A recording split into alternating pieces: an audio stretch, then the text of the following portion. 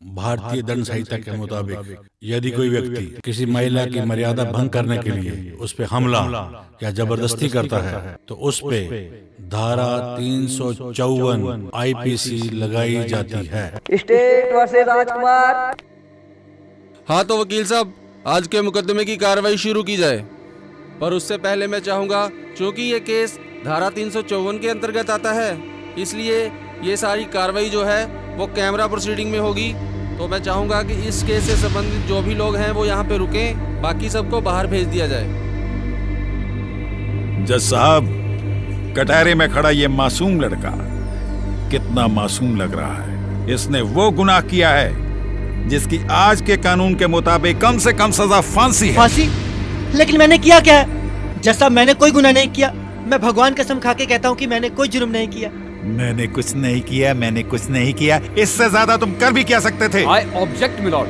Milord, अभी case शुरू भी नहीं हुआ और मेरे काबिल दोस्त फांसी की बात कर रहे हैं। अरे वकील साहब, आप कोर्ट की कार्रवाई शुरू होने दें, आपस में लड़े नहीं। आप बैठिए, आपको भी पूरा मौका दिया जाएगा।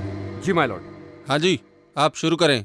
साहब, मैं अपने कंप्लेनेंट को बुलाने की इजाजत चाहूंगा।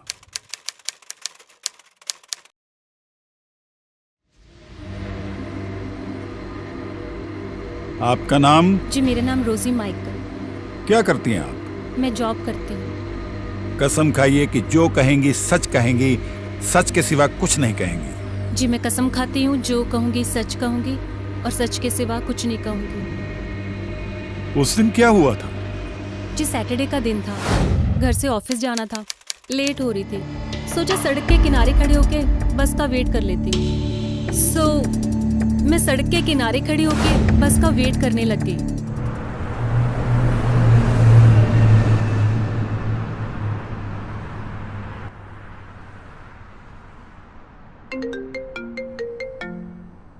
हेलो जानू, जानू, जानू, आई लव यू। आज मैं बहुत बहुत बहुत बहुत खुश हूँ। यू नो, आज जिस मीटिंग में मैं गया था ना, उसमें हमें बहुत बड़ा कॉन्ट्रैक्ट मिला। यू नो, आज मैं बहुत खुश हूँ। तुम्हें मालूम है कि आज ये कॉन्ट्रैक्ट मुझे क्यों मिला? क्योंकि आज सुबह मैं तुम्हें देख कर गया था। और you are lucky for me, always you are lucky for me. Love you. एक काम करो, जल्दी जल्दी अच्छे कपड़े पहन लो, मैं बहुत जल्दी आ रहा हूँ और आज अच्छा सा डिनर करते हैं। You know, love you, love you, bye bye.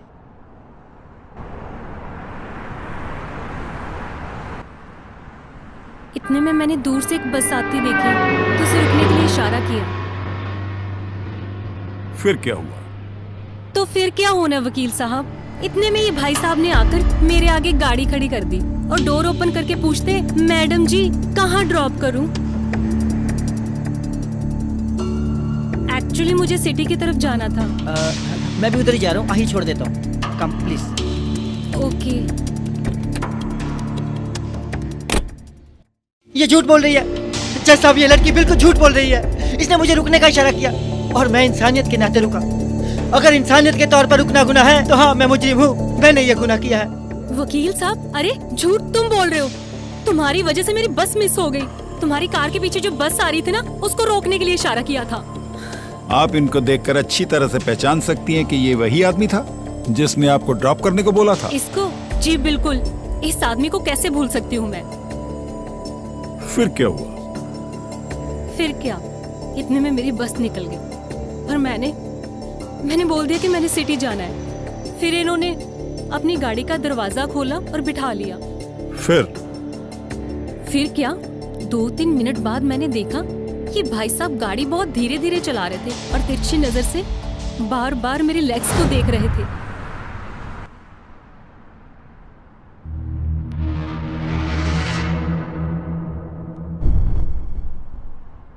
जज साहब, पॉइंट टू बी नोटेड।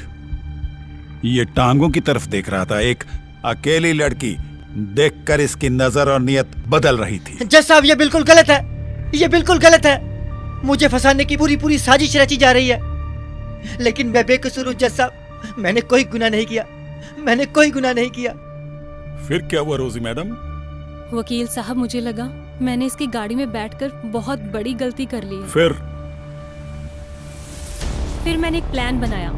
मैंने इसको बोला कि मुझे बहुत भूख लगी, मुझे भूख लग रही है, हम क्या आगे कहीं गाड़ी रोक सकते हैं? नो प्रॉब्लम, आगे के रेस्टोरेंट है, वहाँ बैठ सकते हैं हम लोग। एक्चुअली इस एरिया में मेरे बहुत सारे रिलेटिव्स रहते हैं। ओके, तो ऐसा करते हैं, किसी होटल में रूम लेके वहाँ बैठ सकते हैं हम। क्या करूँ?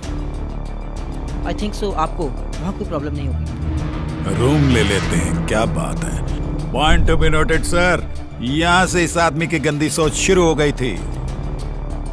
मुझे लगा ये रूम में ले जाकर मेरे साथ कोई गलत हरकत करेगा। What rubbish! जैसा ये लड़की बिल्कुल गलत बोल रही है।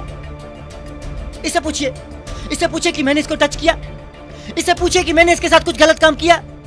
वो तो इसने मुझे खुद बोला कि मुझे रेस्टोरेंट में प्रॉब्लम है, तो जाके मैंने बोला अगर तुम्हें रेस्टोरेंट में प्रॉब्लम है तो हम जाके किसी होटल के रूम में बैठ सकते हैं, लेकिन नहीं, ये सारा किया कराया इस लड़की का है और इल्जाम सब मुझ पे आ गया। जज साहब, मैंने कुछ नहीं किया, मुझे माफ कर दीजिए जज साहब, मैंने कुछ नहीं किया, मैं एक शरीफ आदमी हूँ। योर ऑनर, मैं रोजी से कुछ सवाल पूछने की इजाजत चाहता हूँ। हाँ हाँ, आप पूछिए।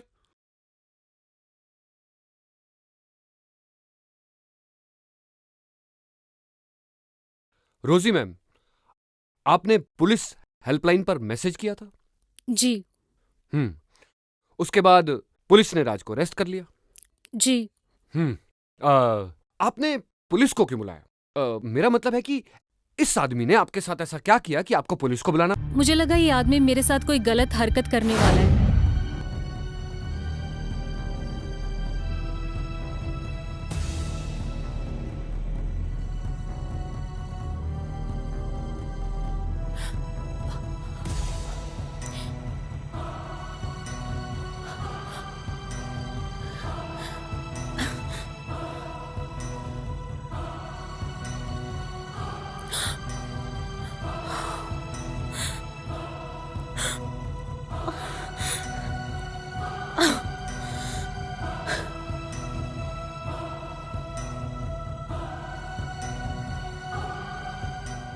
इसने कोई गलत हरकत की? नहीं, पर ये मेरी लेग्स को बार बार देख रहा था। इसके अलावा आई मीन टू से, इसने क्या आपकी लेग्स को छुआ? नहीं। आपको छुआ? या कोई भी ऐसी गलत बात की? इसने बोला कि हम रूम ले लेते हैं, तो मैं डर गई थी। अरे रोजी मैम, आपके पास तो एक और मौका था। अरे अगर आप डर गई थी तो आप होटल की रिसेप्शन में जा सकती थी। रिसेप्शन में तो बहुत से लोग होते हैं और वहां तो आप ज्यादा सेफ और सिक्योर होती। और वैसे भी वहां तो कोई ना कोई रहता ही है। मैं बहुत डर गई थी, मुझे कुछ समझ नहीं आया, तो मैंने पुलिस लाइन में मैसेज कर दिया। That's all your honour. Your honour, ये केस बिल्कुल साफ हो चुका है। रोजी ने इशारा करके बस को रोकना चाहा। वहीं से मिस्टर राज अपनी गाड़ी में बस के आगे से निकल रहे थे। इन्हें लगा कि रोजी ने इनसे लिफ्ट मांगी है, तो इन्होंने इंसानियत के नाते गाड़ी रोक दी। इसका मतलब यह हुआ योर ऑनर कि दोनों अपनी अपनी जगह बिल्कुल ठीक है। Point to be noted my Lord कि यहां तक किसी की भी कोई भी गलती नहीं। रही बात मिस्टर राज की, तो जैसा कि हमने सुना कि मिस्टर राज ने कई बार या कहें बहुत बार इनकी लेग्स की तरफ देखा हो, मान लेते, लेकिन इससे यह साबित तो नहीं होता ना कि मिस्टर राज ने कोई जुर्म किया है। और वैसे भी योर ऑनर, रोजी ये खुद मान चुकी हैं कि मिस्टर राज ने ना तो उन्हें कुछ ऐसा वैसा कहा और ना ही छुआ। तो इसका मतलब यह हुआ कि मिस्टर राज ने कोई जुर्म नहीं किया। क्यों नहीं किया? राज ने अपने मन में पता नहीं रोजी के बारे में क्या क्या सोचा होगा। लिपटूंगा उससे, किस करूंगा, बड़े मन में ख्याल आ चुके होंगे। चलिए एक बार के लिए आपकी बात को मान भी लेते, लेकिन उससे भी ये साबित नहीं होता कि मिस्टर राज ने कोई जुर्म किया। बिल्कुल नहीं, ये तो एक नेचुरल सोच है। क्या नेचुरल सोच है? जज साहब, राज ने ऐसा सोचा हो या ना सोचा हो, पर मेरे काबिल दोस्त ने कुछ ज्यादा ही इसके बारे में सोच लिया और उस आधार पर एक और सोच बना ली। लेकिन इससे भी यह साबित नहीं होता कि मिस्टर राज ने कोई जुर्म किया है। फिर तो इसका मतलब यह हुआ योर ऑनर कि अगर हम सब यहां बैठकर कुछ सोच रहे हैं तो हम सभी मुजरिम हुए। वकील साहब, आपको कुछ और पूछना है? जी जनाब, जहां तक मैं सोचता हूं इसमें गलती किसी की भी नहीं है। आए दिन ऐसे इंसिडेंट्स होते रहते हैं जिनके बारे में हम सुनते हैं या पढ़ते हैं, और ऐसे इंसिडेंट्स हमारे दिमाग में गहरी छाप छोड़ जाते हैं। और ऐसा ही कुछ रोजी के साथ भी हुआ। इन्होंने भी कुछ ज्यादा ही उसके बारे में सोच लिया। इन्हें लगा कि शायद इनके साथ भी वैसा ही होगा, पर इससे भी यह साबित तो नहीं होता कि राज ने कोई जुर्म किया है। देखिए, पुलिस को इन्फॉर्म करना एक अच्छी बात है, एक समझदारी की बात है। अपनी सेफ्टी और सिक्योरिटी और अपने लिए अलर्ट रहना अच्छी बात है। मिस्टर राज की भी कोई गलती नहीं है। गलती उस समय हुई जिस समय पुलिस और उनकी टीम इन्हें अरेस्ट करने आई थी। योर ऑनर, अगर उस समय उन्होंने दोनों की बात ध्यान से सुन ली होती तो उसी समय दूध का दूध और पानी का पानी हो जाता, और शायद राज को छोड़ दिया जाता। कैसे छोड़ दिया जाता? लड़की के बयान थे हमारे पास। That's all, your honour.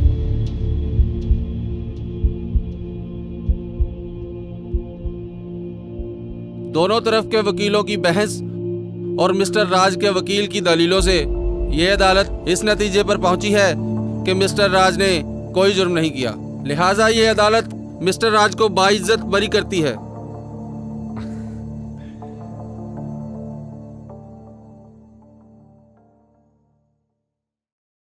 बाइज्जत बरी, यानी कि इज्जत से छोड़ दिया। वाह वाह जज साहब, वाह, क्या इंसाफ किया आपने। क्या आप जानते हैं कि जिस दिन मुझे इस केस के लिए अरेस्ट किया गया था ना, उस दिन न्यूज़पेपर में बहुत बड़ी बड़ी खबरें लगी थी मेरे लिए, क्योंकि मैं मुजरिम था। और आज आपने मुझे बाइज्जत बरी कर दिया। क्या कल कोई खबर लगेगी मेरे लिए? शायद एक भी नहीं। जज साहब, मैं आपसे एक बात कहना चाहता हूं कि कानून की किताब में यह लिखा हुआ है कि जब कोई पुलिस वाला किसी मुजरिम को पकड़ता है ना, तो 24 घंटे के अंदर अंदर उसे कोर्ट में पेश किया जाता है, क्योंकि उसकी आजादी का ख्याल रखा जाता है। कानून की किताब में यह भी लिखा हुआ है कि जब कोई मुजरिम किसी पुलिस वाले की सहायता करता है तो उसे जमानत पे छोड़ दिया जाता है। लेकिन नहीं, यहां ऐसा कुछ नहीं, क्योंकि यहां पर पुलिस कोर्ट की सुनती है और कोर्ट पुलिस की। वही सब हुआ मेरे साथ और मुझे जेल में डाल दिया। क्या आप जानते हैं कि जेल में अक्सर होता क्या, किस तरीके की जिंदगी व्यतीत की जाती है वहां पर? वही हकना, वही मुद्दा, ये जिंदगी है वहां पर। मैं तो यह चाहता हूं कि चाहे वो जज हो या पुलिस वाला, ज्वाइनिंग से 15 दिन पहले इन लोगों को जेल में डाल देना चाहिए, ताकि आप लोगों को पता लगे कि आखिरकार जेल में होता क्या है। क्योंकि आप बड़ी आसानी से बोल देते हैं कि इसे अंदर कर दीजिए। बस बहुत हो गया तेरा लेक्चर। कहीं ऐसा ना हो कि कंटेम्प्ट ऑफ कोर्ट में वापस तेरे को जेल में भेज दिया जाए। अरे वकील साहब, बोलने दो उसको। जज साहब, मैं आपसे एक बात कहना चाहता हूं कि जमानत होने के बाद भी 8 दिन मुझे जेल में रखा गया। क्यों? क्योंकि उसके लिए एक जमानती चाहिए, और जमानती भी ऐसा चाहिए जिसके पास जमीन के कागजात हो और उसने पहले कभी किसी की जमानत ना दी हो, यहां तक कि तहसीलदार अटेस्टेड हो।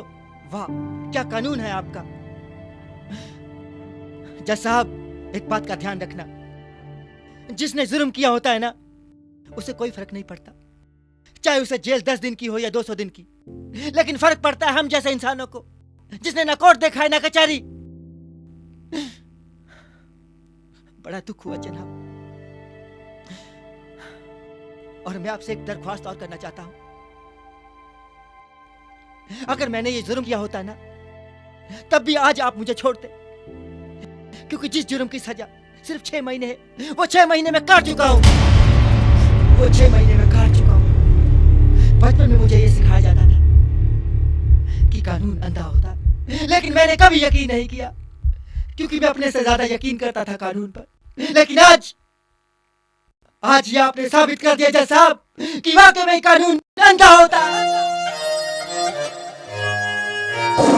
ये जिंदगी जंगल जैसी है, तू समझ न पाएगा, किस बार से निकल के तुझको कौन खा जाएगा।